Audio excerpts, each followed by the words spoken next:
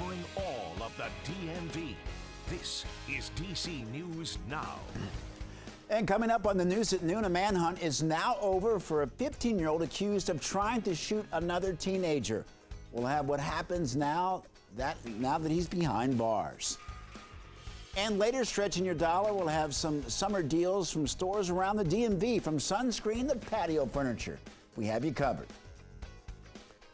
And finally, we're seeing sunny skies across pretty much the entire DMV this afternoon. Question is, does that trend continue? And are we still on pace to hit 90 degrees by Friday? We'll have a check of your forecast in just a bit.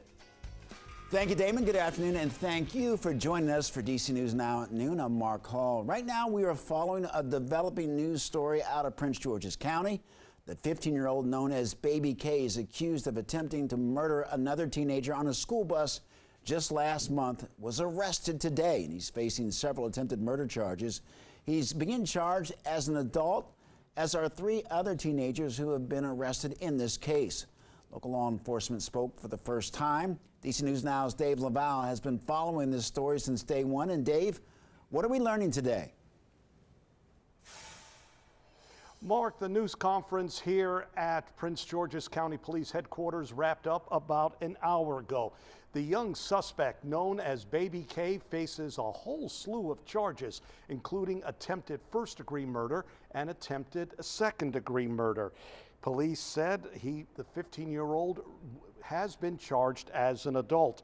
Baby K is the person investigators believe walked onto a bus in Oxon Hill May 1st and tried to shoot another teen, but the gun malfunctioned. Members of the U.S. Marshals Fugitive Task Force said they found Baby K Tuesday as he walked along Baltimore Avenue in Riverdale. Investigators had already arrested 3 other teens in the attack and also charged them as adults. County Executive Angela Alsobrooks is among those upset and angry by what happened. But she said, you just can't blame the teens. If they are 14, 15, and 16 years old, where are their parents? It's a fair question.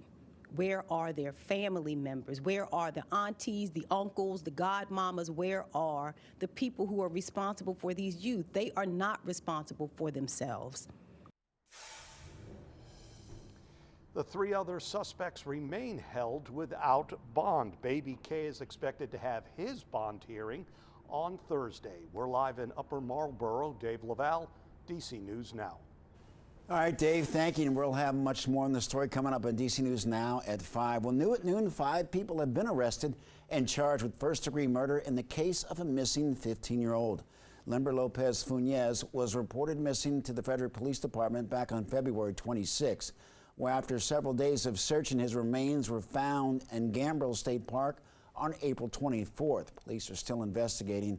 Stay with us for updated details.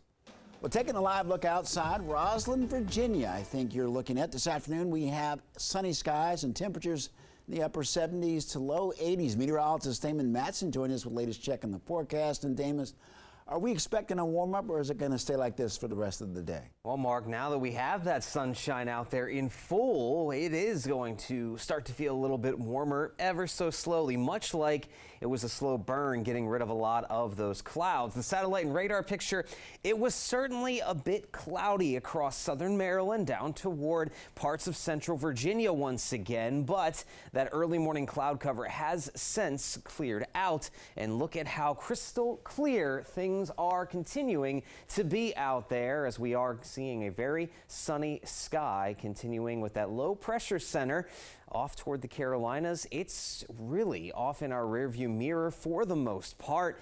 It continues to drift away from the DMV, and that is what is allowing things to turn so sunny as we move throughout the next couple of days. Now, however, the one benefit to that coastal storm system was it kept a lot of that haze and smoke that we had in the sky for the last couple of weeks. It was kept at bay, but now we have opened the door back up, allowing for some of that haze to drift south from parts of Canada, where yet still those wildfires continue to burn. So as we go throughout the next several hours all the way through your afternoon, we are going to see a few clouds and likely some of that haze in the sky. Otherwise, it is going to feel very warm and comfortable. Temperatures climbing into the upper 70s. A few lower 80s could also be out there as well.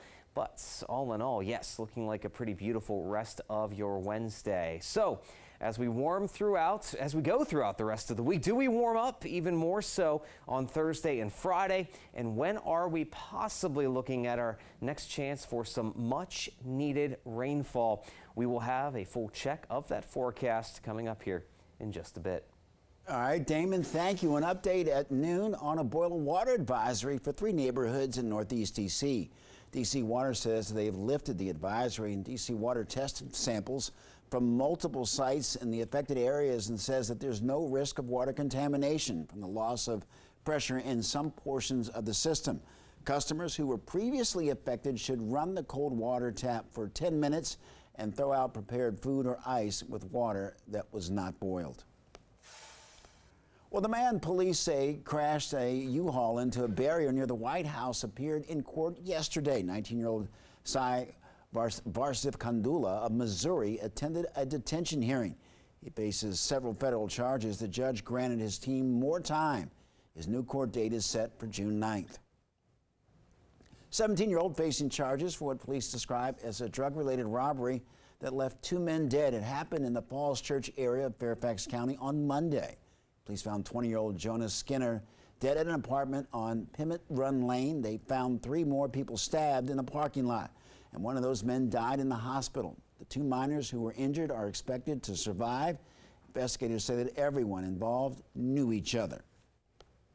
Well, starting a successful business has always taken an ingenuity, hard work, and a little bit of luck. And for a group of young Hagerstown women, their business is started by selling handmade clothes and accessories in an old school bus. They use social media to promote their product, and now Lauren Gardenbell and several of her friends are setting up shop in a brick and mortar location on the city's public square. We love Hagerstown. We are local, and I think there's a lot of opportunity to grow here. To have this kind of shop is really unique for the area, and it has grown to this ethically made, sustainable, handmade clothing shop. And Lauren says that she's committed to paying her seamstresses a fair wage. Well, Metro says it has received about 2,400 questionnaires back from riders on the new 8000 series train cars. Over the past week, Metro has been at the Gallery Place Chinatown station to get feedback on the new design. Riders say that they're most excited about the display screen, open walkways between cars, and bike space. I think the option for your bikes or wheelchairs, those things do make sense to have more space. I actually, last month, was in Budapest, Hungary, where there's an open gangway on the train from the first car all the way down to the last car. And it was a really cool way to improve circulation within the train. So I think that would be, any step in that direction would be really cool for Metro here. Well, Metro's now on track to introduce the next generation rail car in 2026.